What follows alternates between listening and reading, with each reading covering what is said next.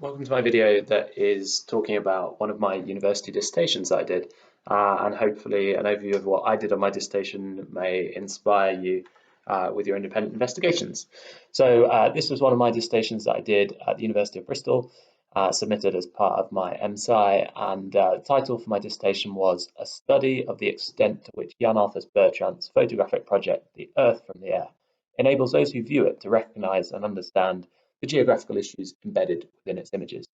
Those of you who have had geography lessons in my classroom know that there are hundreds of aerial photographs stuck on the walls, the ceilings, everywhere around the room. The vast majority of those come from Yann Arthus-Bertrand's work, and I've long been a fan of his aerial photography, and it's inspired me geographically for a long time. So I decided to pick a topic that I would like spending a lot of time on. So I was looking really at just 5 of his photos. He has taken tens of thousands of photos, but always narrow the focus on a project. So I picked five images. This one here that looks at a favela in Rio de Janeiro in Brazil, and has this kind of sprawling settlement down the side of a hill. I had a look at this image here, which was an Iraqi tank graveyard found in the desert in Kuwait. I looked at this one here, which was a boat that had been grounded in an area that previously was the Aral Sea, that's now obviously dried up in Kazakhstan. I picked this image here, which was Mittelgrunden offshore wind farm, one of the biggest wind farms in the world at the time.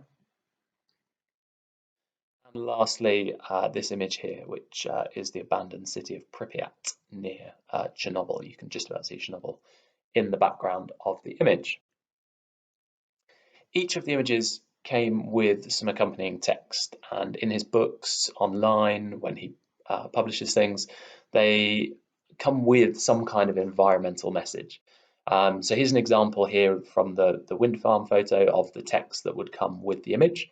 And in his big photography books, for example, you'll get the image and then a small bit of text, maybe a couple of pages in front or behind of the image. So what was I doing really with my dissertation?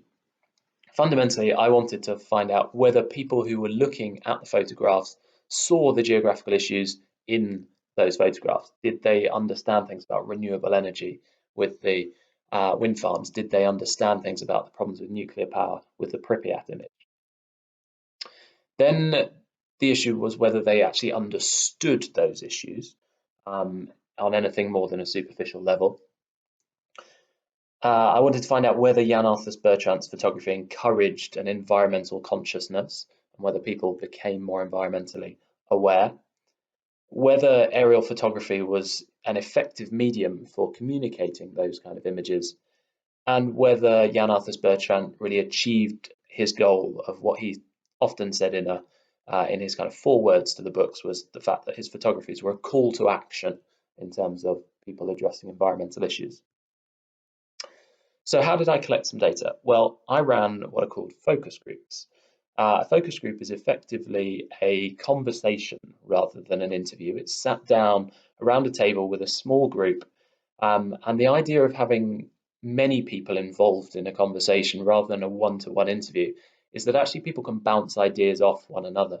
So a focus group shouldn't be so small that people feel intimidated, but shouldn't be so large so that people feel excluded. So my focus groups were sized about 6 people, and that gave enough people that people felt comfortable to respond, but didn't feel like their voices weren't heard.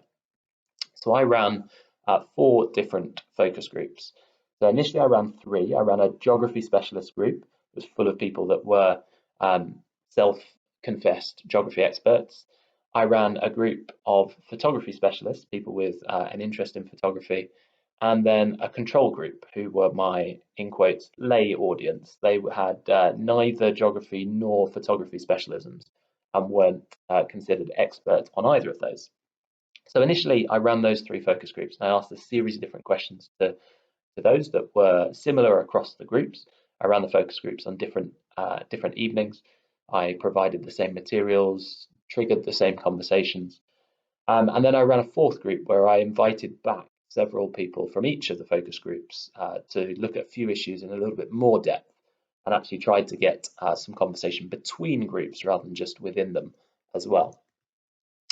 Now, how did I go about getting people for my focus groups? Well, I ran something called a gatekeeper method.